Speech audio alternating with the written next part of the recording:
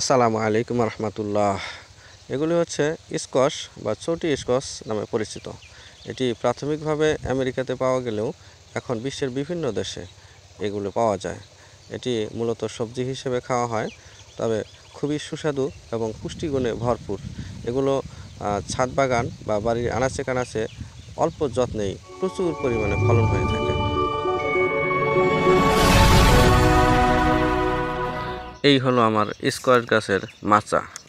যদিও আমি মাচাটি খুব সুন্দর করে দিতে পারিনি, তবুও গাছটাতে কিন্তু প্রচুর পরিমাণে ফলন হয়েছে।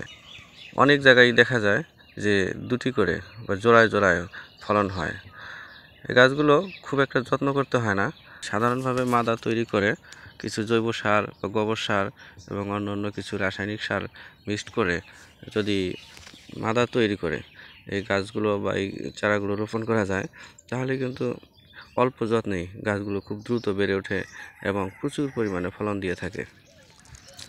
এই স্কোয়াশ যদিও প্রাথমিকভাবে আমেরিকাতে পাওয়া যায়, তবে এটি কিন্তু সারা দুনিয়ায় এখন সবজি হিসেবে চাষ হচ্ছে। আমাদের বাংলাদেশে যদিও একদম নতুন, তবে এটার কিন্তু বাণিজ্যিকভাবে চাষ করার ব্যাপক সম্ভাবনা আছে। আমাদের দেশের সবজির যে দাম বা দ্রব্যমূল্যের যে ঊর্ধ্বগতি, সে বিবেচনা করলে এই স্কোয়াশ যদি বাড়ির আনাচে কানাচে অল্প পরিসরেও চাষ করা যায়, তাহলে কিন্তু আমাদের সবজির চাহিদাটা মোটামুটি পূরণ হয়ে যাবে। যদি 2টি বা 3টি গাছ রোপণ করা যায়, এগুলো কিন্তু প্রচুর ফলন দেয়, খেয়ে শেষ করা যায় না। আমার নিজের গাছের যে পরিমাণ ফলন হয়েছে, আমি তো নিজে খেয়ে শেষ করতে পারিনি। আমি আমার প্রতিবেশীদের অনেককেই এগুলো দিয়েছি।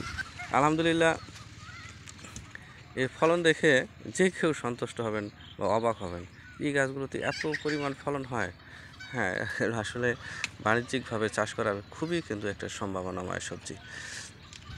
আমাদের দেশে যেসব সবজি চাষ হয়, তুলনামূলকভাবে এগুলোতে প্রচুর পরিমাণে ফলন বেশি হয়।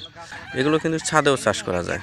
ছাদে যদি কেউ চাষ করতে চান, বড় ধরনের টব বা ক্যারেটের ভিতরে যদি এগুলো চাষ করতে চান, তারপরেও কিন্তু হয়।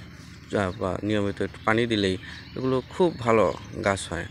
এই গাছগুলোর বিশেষ বৈশিষ্ট্য হচ্ছে এই গাছের লতা পাতা এবং পুরো গাছ বলা যায়, এবং গাছের ফল। আর এছাড়াও এই গাছের গোড়াতে এক ধরনের আলু হয় আর কি, বা মূল হয়। এই মূলটা পর্যন্ত খাওয়া যায়। যা হোক, এগুলো প্রচুর সম্ভাবনাময় এবং উচ্চ ফলনশীল একটি সবজি। যারা এই সবজি চাষ করতে চান বাণিজ্যিকভাবে বা অল্প পরিসরে বাড়ির আনাচে কানাচে বা ছাদে, আমার সাথে যোগাযোগ করতে পারেন।